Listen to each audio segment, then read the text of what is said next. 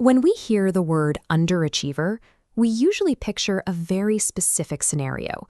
A student gets a D on a math test, they stare blankly at the paper, and the teacher assumes they simply don't grasp the material. But simply getting low grades is general low achievement. In educational psychology, the clinical definition of academic underachievement points to something much more perplexing. True underachievement is a severe, stable, within-person discrepancy. It is a mathematical gap between a student's predicted academic potential and the performance they actually realize in the classroom. Researchers measure this gap by comparing standardized cognitive assessments, or IQ test scores, against actual class grades and teacher evaluations.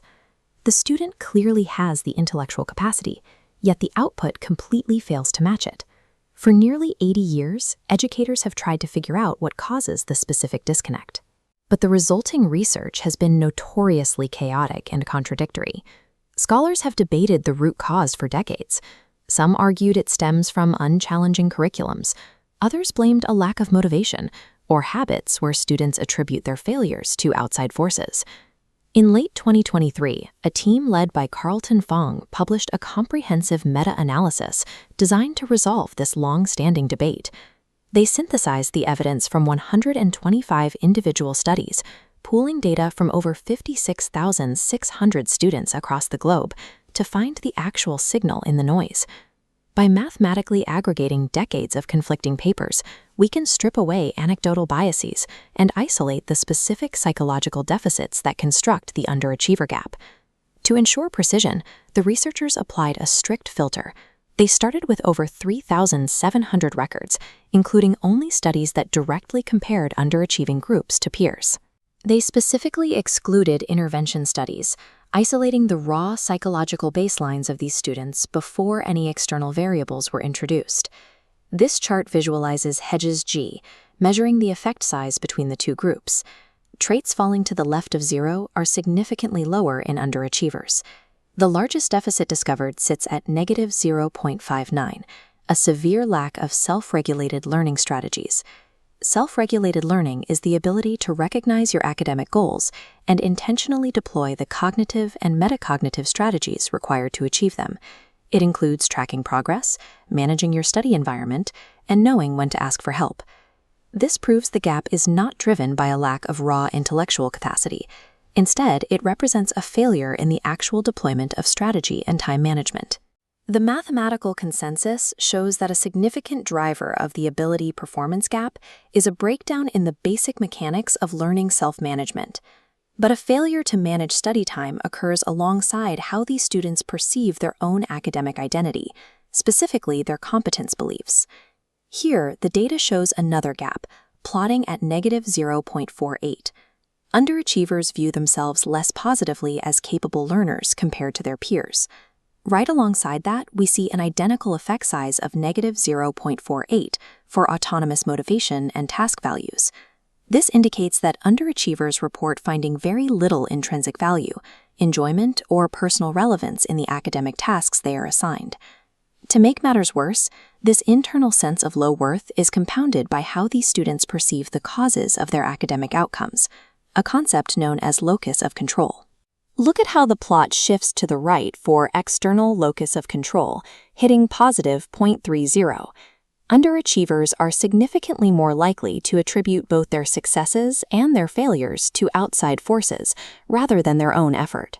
Underachievement is fueled by a triad of factors. The student feels incapable, they find the work valueless, and believe outcomes are completely out of their control. For decades, psychologists suspected that underachievers might purposefully tank their grades because they are driven by an active fear of looking incompetent. The 80-year aggregate data rejects that idea. When plotting performance goals, the bars hover exactly at the 0 line.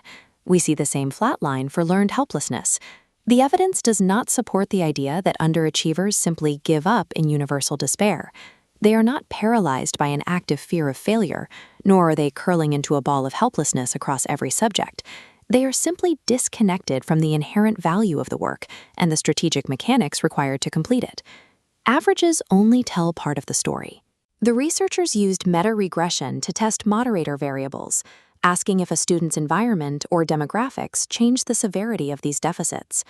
First, they looked at the impact of a student's grade level, testing stage environment fit. This line graph charts the deficit in competence beliefs across a student's academic lifespan. Notice the sharp negative drops right as the student enters middle school and high school. This spike in feeling incapable aligns with vulnerabilities in educational transitions. During secondary education, peer social comparison intensifies, and the fit between the student's needs and the school's demands often fractures. But the most revealing insights came when researchers tested two common demographic assumptions in educational psychology: the concepts of gifted underachievement and gender-based underperformance. The data on ability status shows a non-significant p-value. The psychological correlates remain consistent whether a student is identified as gifted or typical. We see the same result for gender. Boys and girls exhibit the identical underlying psychological deficits. These results suggest that the academic community should reconsider siloing gifted underachievement or male underachievement as distinct psychological syndromes. The data suggests that the internal mechanics of underachievement are consistent across these groups, appearing regardless of IQ status or gender. This leads us to the principle of equifinality.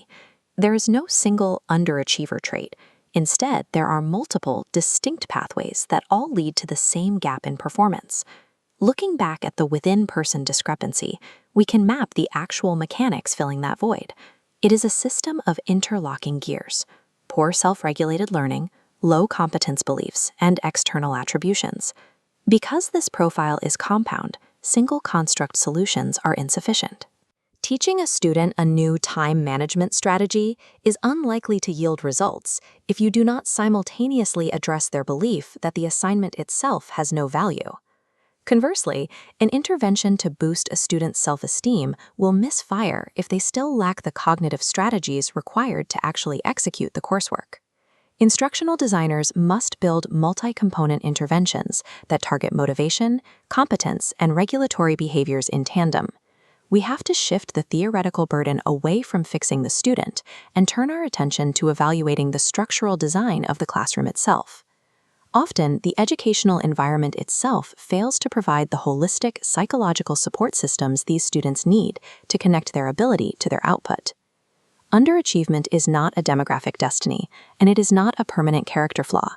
It is a predictable response that demands a holistic reimagining of academic intervention.